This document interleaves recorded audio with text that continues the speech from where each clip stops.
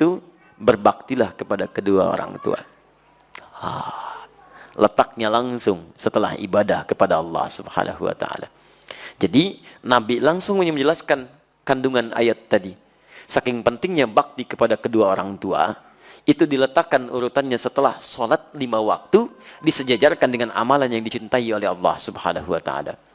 Jadi kalau antum, maaf, ingin mencari amalan setelah sholatnya maksimal, yang dengan amal itu dosa bisa digugurkan, kedekatan bisa dibangun, cinta bisa diraih, ada orang tua. Makanya mumpung masih ada, ayo manfaatkan. Barangkali Allah titipkan kepada antum bukan ingin membuat antum lelah, barangkali ingin mengurangi bahkan menghilangkan dosa-dosa yang melekat dalam diri antum. Ingin menghadirkan cinta Allah kepada antum, ingin memudahkan aktivitas yang antum sedang jalani. Saya sering katakan begini ya, maaf ya, hasil kerja keras antum itu, kalau antum sukses, boleh jadi kerja keras antum cuma 30%-nya, 70%-nya, disitulah tangisan ibunda anda yang menangis di pertengahan malam. Peluh keringat ayah anda yang dalam mencangkul itu berkata kepada Allah, ya Allah mohon, jangan sampai anak saya seperti ini keadaannya. Ya Allah jadikan dia lebih bahagia.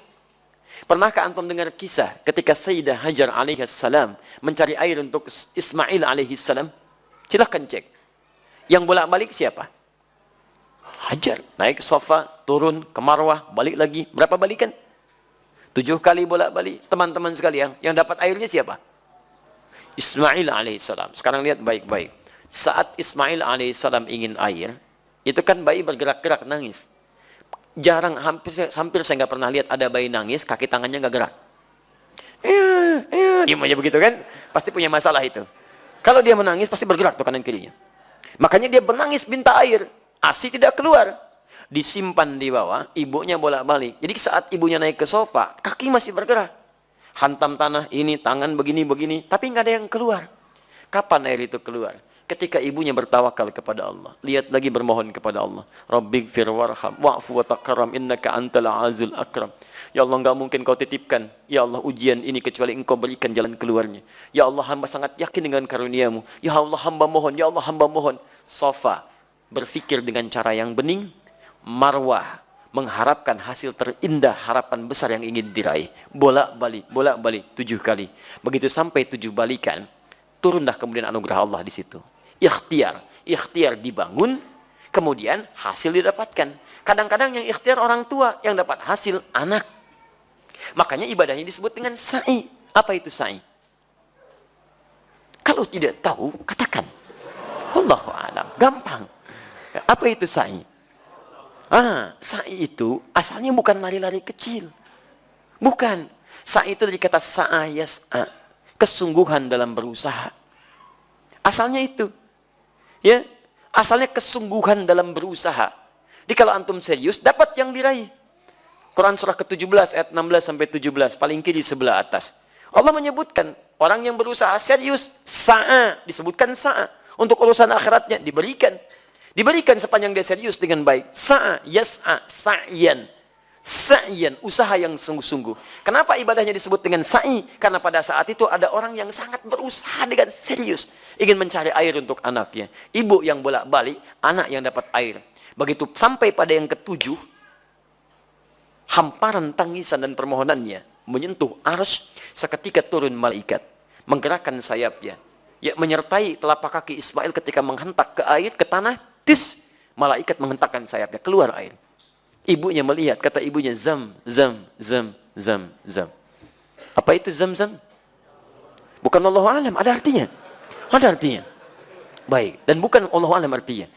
Zam, artinya kumpul, jangan berhenti. Kumpul, jangan berhenti. Karena itu disebut dengan zam-zam. Sampai hari ini tidak berhenti. Bagaimana ketulusan seorang ibu dalam mendekat kepada Allah, menghasilkan anugerah pada anak yang tidak berhenti keberkahannya. Karena itu saat antum merasa sudah sukses, usia antum sudah matang 40 tahun ke atas, maka turunlah Quran surah ke-46 ayat ke-15. Paling kiri sebelah atas. Jangan antum kira kesuksesan itu antum yang raih. Lihat kalimatnya. Wassaynal insana biwalidayhi ihsana. Hamalathu ummuhu karha. Lihat.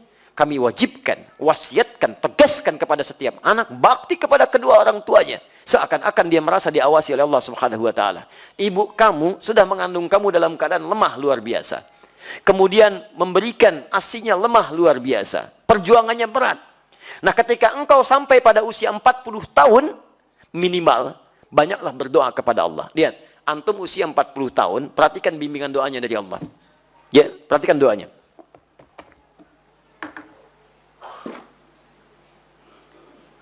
Rabbi auzi'ni an ashkura ni'mataka allati.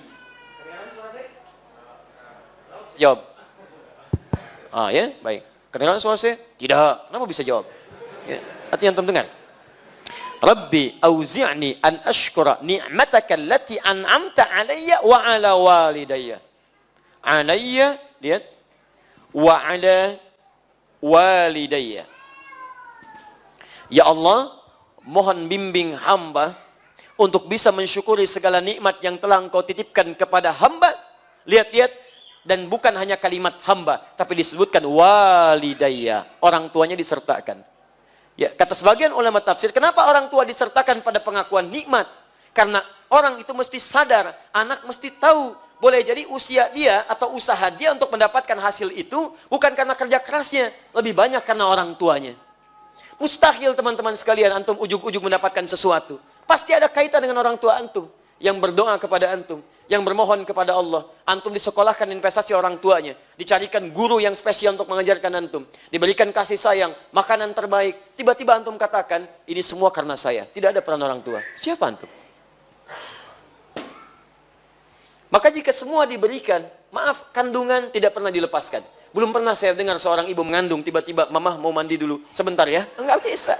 Kemana aja dibawa. 9 bulan 10 hari berjuang dengan lelahnya. Quran surah 7, ayat 189.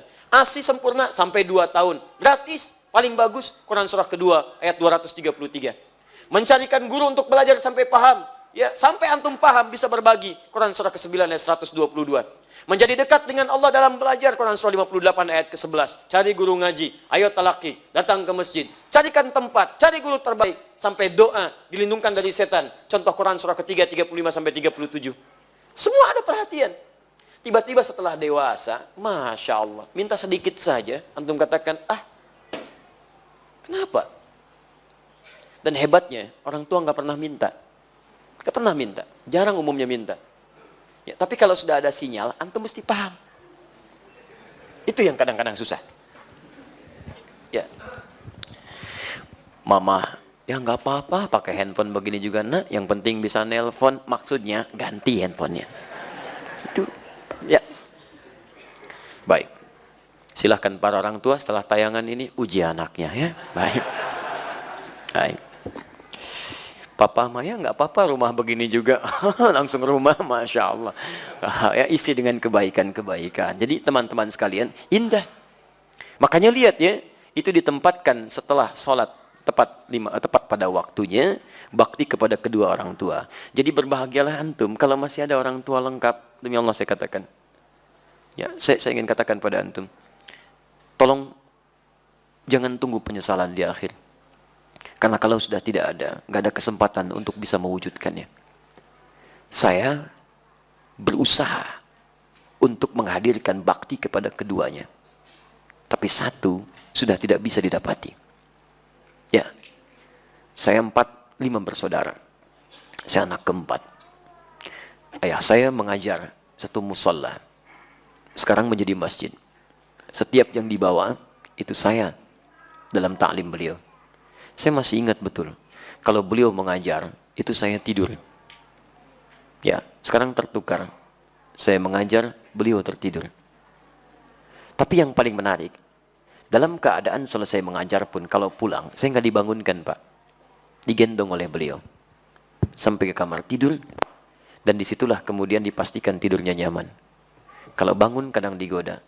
Dari mana taunya? Karena saya pernah pura-pura tidur. Untuk tahu apa yang ayah saya lakukan dalam keadaan saya demikian. Ternyata dijaga betul. Sampai ke rumah. Sampai tiba masanya, kemudian saya mau masuk pesantren. Apa yang terjadi? Ayah saya diberikan ujian sakit oleh Allah Subhanahu wa taala. Dengan sakit itu kemudian kami menjenguk ke rumah sakit. Ayah saya hanya memeluk, mengatakan, maafkan, saya tidak bisa mengantar. maafkan, ayah tidak bisa mengantar. Saya peluk beliau, saya berangkat ke pesantren, dan ternyata itulah akhir pertemuan kami. Saya pulang, kemudian sampai rumah sudah tidak punya kesempatan menatapnya.